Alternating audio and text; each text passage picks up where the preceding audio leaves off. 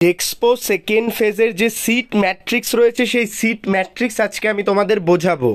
অনেক স্টুডেন্ট যারা এই কলেজগুলোতে সিলেক্ট করেছিল কিন্তু পায়নি তারা তাদের চয়েসে, কিন্তু এখন দেখাচ্ছে সেই কলেজগুলোতে সিট আছে।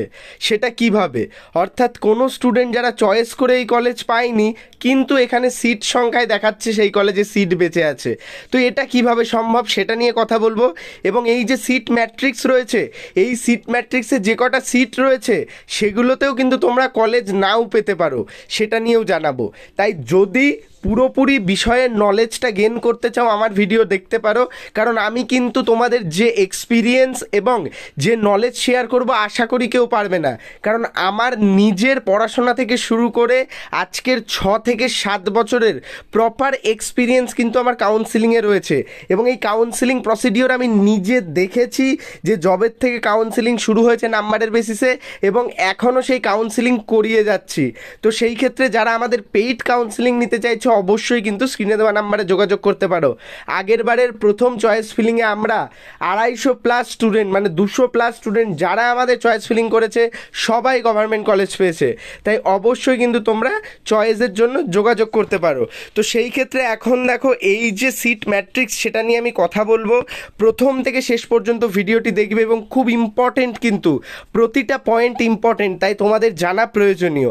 তো এই ক্ষেত্রে আমি সাপোজ প্রথমে এজেসি বোস পলিটেকনিকটাকে নিয়ে কথা বলছি এবং এখানে দেখা যাচ্ছে এসকিউ জেনারেলে এজেসি বোসে 16টা সিট এখনও কিন্তু রয়ে গেছে ইলেকট্রিক্যাল ইঞ্জিনিয়ারিংয়ে।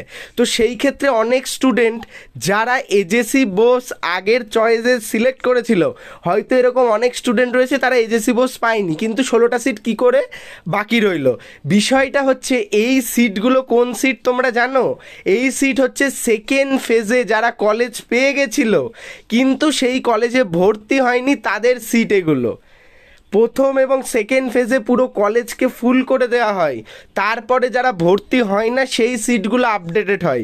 হয়তো সেকেন্ড ফেজের যখন রেজাল্ট বেরিয়েছিল তখন এই 16টা সিটে যে ক্যান্ডিডেটগুলো ছিল সেই ক্যান্ডিডেটদের র্যাঙ্কটা একটু আগে ছিল এবং তুমি যে স্টুডেন্ট হয়ে এই কলেজটি পাওনি সেকেন্ড ফেজে, সেই ক্ষেত্রে কিন্তু তোমার র্যাঙ্ক পেছনে ছিল এবং তারা ভর্তি হয়নি, তারা পরবর্তী ফেজের জন্য ওয়েট করেছে, তাই এই 16টা সিট ভ্যাকেন্ট বেরিয়ে এসছে।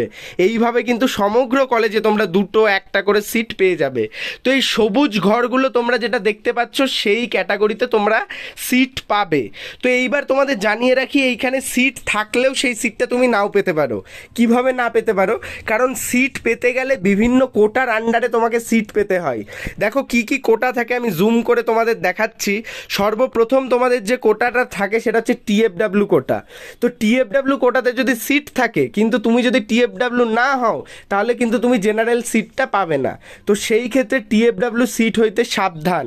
তো টিএফডাব্লিউ সিট দেখে তুমি সেটাই চয়েস ফিলিং করলে কিন্তু তোমার টিএফডাব্লিউ নেই, তাহলে কিন্তু তুমি সিটই পাবে না। তারপরে দেখো ইডাব্লিউএস, সেটার ক্ষেত্রেও সমান।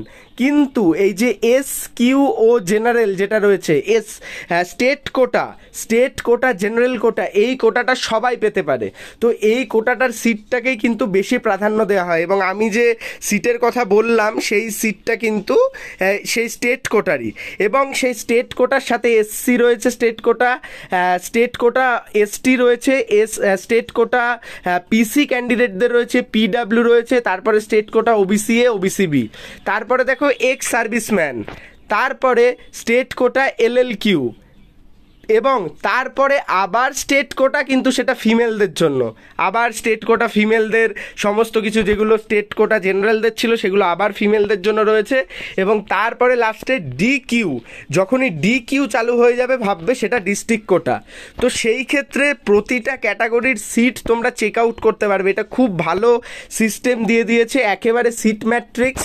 তো তুমি ধরো সাপোজ আমি তোমাকে বলছি এই আচার্য জগদীশচন্দ্র বসু, আমি তোমাকে বলছি সিভিল ইঞ্জিনিয়ারিংয়ে পড়তে চাইছো, তো সিভিল ইঞ্জিনিয়ারিংয়ে দেখো টিডাব্লিউএফ কোনো কোটা নেই, অর্থাৎ টিএফডাব্লিউর কোনো সিট নেই।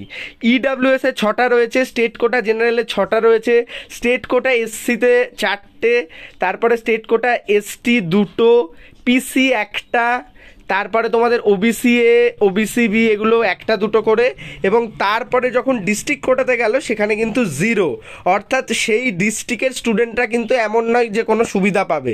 তো সেই ক্ষেত্রে ডিস্ট্রিক্ট কোটায় আর কোনো সিট নেই, অর্থাৎ এখন তাদের যে লড়াইটা হবে না এজেসি বসে, সেটা তাদের ডিস্ট্রিক্টের স্টুডেন্টদের মধ্যে হবে এমন না, অল ওভার ওয়েস্ট বেঙ্গলের স্টুডেন্টরাই কিন্তু সেখানে পুট আউট করতে পারবে, কারণ ডিস্ট্রিক্ট কোটার সিট আর বেঁচে নেই।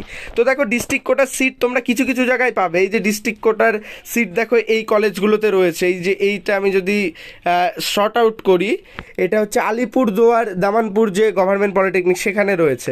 তো এইরকমভাবে তোমরা চেক আউট করে নিতে পারবে, এবং একটা কথা মাথায় রাখবে, সিট আছে মানেই কিন্তু তুমি সেই সিটটা পাবে এরকম নয়, কোটা এবং ক্যাটাগরি ওয়াইজ সিটগুলোকে যোগ করে নেবে একদম সুন্দর লিখে লিখে, তাহলে কিন্তু তোমার ক্যালকুলেশন অনেকটা সহজ হবে। আমি সেটা নিয়েও একটা প্রপার কাট অফ ভিডিও দেবো, কারণ আমি কোটা পেয়ে গেছি, র্যাঙ্ক পেয়ে গেছি, এবং আমি একটা তোমাদের এক্সক্লুসিভ কাট অফ ভিডিও দেবো যে পরবর্তী এই কাউন্সিলিংয়ে তোমরা কত র্যাঙ্ক পর্যন্ত স্টুডেন্টরা কলেজ পাবে। তো এই সিট ম্যাট্রিক্সের বিষয়টা তোমরা বুঝতে পারলে অবশ্যই ভিডিওটি বন্ধুদের মধ্যে শেয়ার করো, লাইক করে, কোনো পার্টে বুঝতে অসুবিধা হলে কমেন্ট করো, আর চ্যানেলে প্রথম আসলে সাবস্ক্রাইব করে নিও। এরকম কোয়ালিটি ভিডিও তোমরা ইউটিউবে কোথাও পাবে না এত ডিটেলস ইনফরমেশন নিয়ে। তো এইভাবে তোমরা কিন্তু প্রতিটা কলেজ চেক আউট করতে পারো। প্রাইভেট কলেজেরগুলো কিন্তু চেক আউট করে কোনো লাভ নেই, প্রাইভেট কলেজে এই সিট যেগুলো দেখাচ্ছে অত সিট কিন্তু নেই, প্রাইভেট কলেজে ডাইরেক্ট অ্যাডমিশন হয়ে যায়, প্রাইভেট কলেজের সিট দেখে কোনো লাভ নেই। প্রাইভেট কলেজে ভর্তির ক্ষেত্রে সরাসরি তোমরা যোগাযোগ করতে পারো, সেই ক্ষেত্রে কিন্তু তোমরা সেখান থেকে আরও ভালো ইনফরমেশন পাবে। তো গভর্নমেন্ট কলেজের যে সিটগুলো তোমরা এখানে দেখতে পাচ্ছ এগুলো কিন্তু একদম অরিজিনাল। তো গভর্নমেন্ট কলেজে ভর্তির ক্ষেত্রে তোমরা কিন্তু এই সিটগুলো চেক আউট করতে পারো। ধন্যবাদ, ভালো থাকো, সুস্থ থাকো, প্রো টেকনিক্যাল জিনিয়াস ইউটিউব চ্যানেলের সাথে থাকো, সকল ইনফরমেশন সবার আগে পেতে থাকো। ধন্যবাদ।